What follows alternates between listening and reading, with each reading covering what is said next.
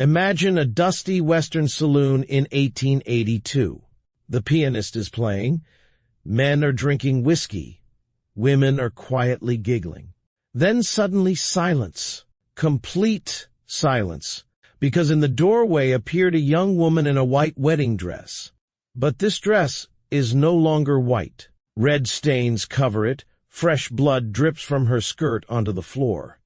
Nobody moved. Nobody breathed. Because everyone knew that this woman was either a victim or a killer. And they also knew that in the next few minutes they would find out which. Elizabeth Mackenzie never thought her wedding day would end like this. That morning she was happily getting ready in front of the mirror while her mother buttoned up the beautiful white dress on her back, the one her grandmother had worn at her own wedding. The dress had waited 3 generations for this moment. Elizabeth was radiant.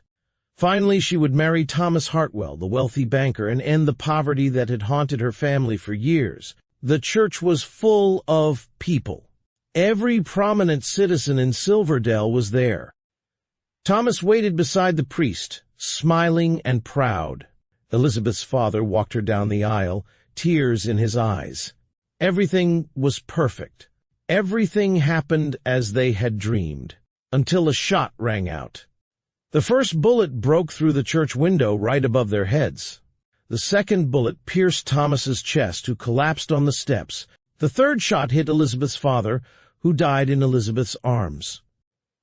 The church descended into chaos. People screamed, ran, hid under the pews. Elizabeth was kneeling beside her father's bloody body when she saw them. 3 masked men entered the church, guns in their hands. But Elizabeth recognized one of their eyes, those cold gray eyes she had seen so many times before. Jack Morrison, Thomas's business partner, the man who had asked for Elizabeth's hand months ago but was rejected. Now Elizabeth understood everything. This wasn't a random attack. This was revenge. Jack stepped up to her, took off his mask, and spoke softly, "If you can't be mine, then you won't be anyone's." But before Elizabeth could respond, something unexpected happened. Thomas, who appeared to be dead, suddenly moved. He pulled out a hidden weapon and shot straight into Jack's heart. Jack collapsed, blood flowing from his mouth. The other 2 attackers turned to point their weapons at Thomas, but Elizabeth was faster. Elizabeth grabbed her father's pistol, which she always carried with her. 2 shots, 2 dead. And suddenly there was silence in the church.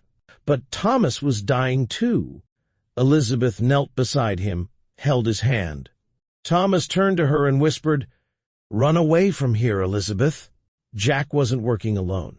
There will be those who want revenge. Leave here and never come back. Thomas's eyes closed. Elizabeth was left alone among 4 corpses in her blood-soaked wedding dress. She knew Thomas was right. Jack Morrison was the son of a wealthy and influential family. His brothers and cousins wouldn't let this go. Elizabeth had to flee. But first, she had one thing to do. Elizabeth walked out of the church, straight onto the town's main street. People watched in horror as she walked down the street in her bloody dress. Some followed, curious about what happened. Elizabeth went straight to the Morrison family house. There, Jack's eldest brother, Robert Morrison, was waiting on the porch. He saw Elizabeth approaching and stood up.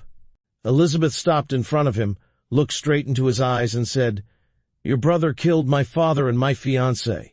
I killed your brother and his accomplices. Now decide, either I leave town in peace, or we continue what Jack started." Robert Morrison looked at Elizabeth for a long time. He saw the blood on her dress, saw the determination in her eyes, saw the pistol in her hand. And he saw something in Elizabeth's gaze that told him this woman was no longer the innocent girl who stood at the altar that morning. This was now a woman who had nothing to lose. Robert slowly nodded. "You have 1 hour to leave town. After that, we'll start hunting you." Elizabeth nodded back, turned around, and started walking back to town. But she didn't go toward the train station. Instead, she walked straight into the Dusty Rose Saloon. This is where the story got interesting. The Dusty Rose Saloon wasn't just an average drinking establishment. It was Silverdale Town's information center. This is where all bandits, outlaws, and bounty hunters met.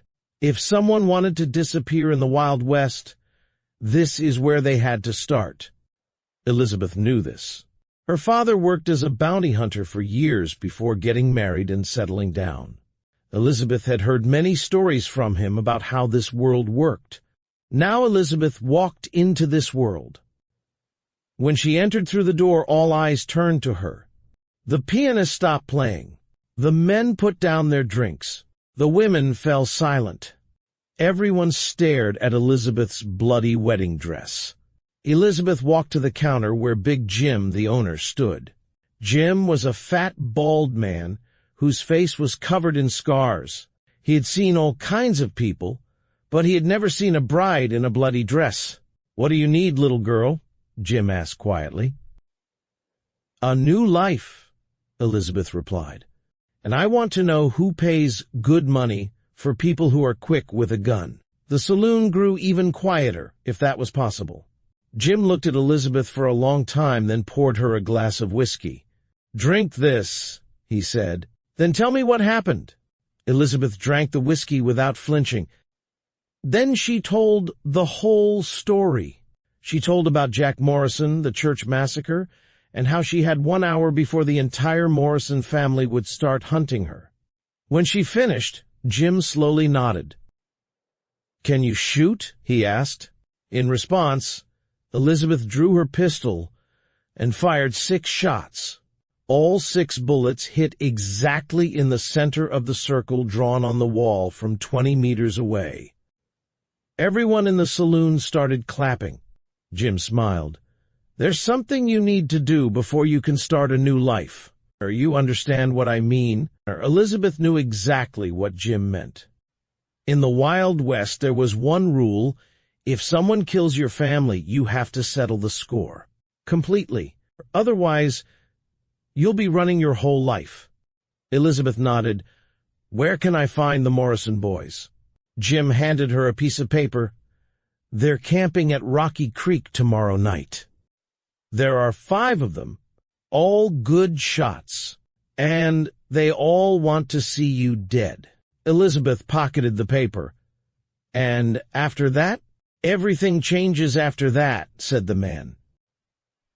"There's a man in Texas called Black Pete. He recruits people for special jobs, pays well, and doesn't ask questions about the past. If you survive tomorrow night, I'll tell you where to find him." Elizabeth nodded, turned around, and walked out of the saloon. But there was something different about her walk now. She no longer moved like a bride. She moved like a bounty hunter. She spent the night at the edge of town in an abandoned house. She tore off the long part of her wedding dress and made pants from it. She kept the top but cut off the long sleeves. She no longer looked like a bride. She looked like someone ready for a fight. The next evening, Elizabeth headed toward Rocky Creek. She knew this could be her last night. 5 men were waiting for her, all wanting her dead. Elizabeth was alone, and no one would help her. But something changed in Elizabeth that day in the church. When she saw her father's death, when she saw Thomas die in her arms, something broke inside her. And from that break, something else was born. Something cold and hard. When she arrived at Rocky Creek, she saw the campfire. 5 men sat around it, laughing and drinking. They were sure of themselves. What could one woman do against 5 armed men? Elizabeth waited in the darkness. She waited patiently until all 5 were drunk. Then she started working. The first man died when he went behind a tree. Elizabeth quietly crept up and stabbed him with a knife. The second man noticed his companion had been gone too long and went after him. The knife finished him too. The third man realized something was wrong when he found the second dead body, but before he could cry out, Elizabeth shot him in the head. The fourth and fifth men grabbed their weapons and started shooting into the darkness. But Elizabeth was already elsewhere. She stalked them in the dark like a true hunter. When the two men stopped shooting, Elizabeth fired twice. 2 dead. Silence fell at Rocky Creek. Elizabeth walked to the fire and sat down. 5 dead men surrounded her. 5 Morrison family members who would never hunt anyone again. But Elizabeth felt no victory, no joy, only emptiness inside. The next morning she went back to town, straight to the Dusty Rose Saloon. Jim was waiting for her. "Is it done?" Jim asked. "It's done," Elizabeth replied. The man gave her a piece of paper. "This is Black Pete's address in Texas. Tell him Big Jim sent you. And Elizabeth, there's no going back from this. You understand?" Elizabeth nodded. She knew Jim was right. The girl who was a bride that morning no longer existed. The woman standing here now was something entirely different. Elizabeth left Silverdale that same day. She took the train to Texas to find Black Pete. And she found him. Black Pete was a tall, thin man with a black beard and cold blue eyes. He led a special team that took jobs others wouldn't dare.